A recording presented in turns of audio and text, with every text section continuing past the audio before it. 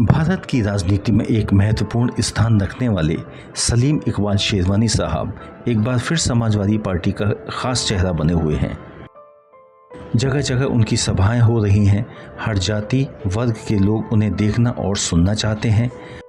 आखिरकार ऐसा क्या है सलीम इकबाल शेरवानी साहब में जो जनता के बीच इतने प्रसिद्ध हैं?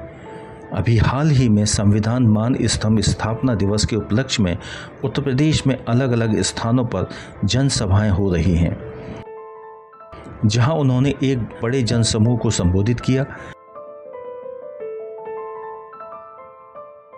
पिछली एक चुनावी रैली में उन्होंने अपने बारे में स्वयं बताया कि उनका इतिहास क्या रहा है। आइए जानते हैं उन्हीं की जुबानी। कुछ मैं आपको अपने बारे में बताना चाहता हूं। मेरा जो परिवार है वो 3 पुश्तों से हिंदुस्तान की आजादी की लड़ाई और विकास से जुड़ा।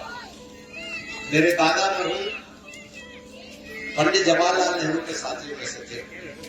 कई दफा उसे लगा के जेल गए हिंदुस्तान की आजादी की लड़ाई।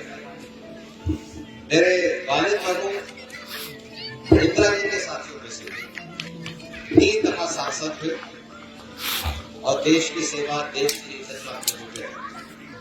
और मैं पहली दफा 1984 में सांसद बना, 5 दफा सांसद बना, विदेश मंत्री बना, स्वास्थ्य मंत्री बना और अपने देश की, अपने लोगों की कौम की खिदमत करने का मुझको मौका मिला। ऊपर वाले ने मुझको बहुत कुछ दिया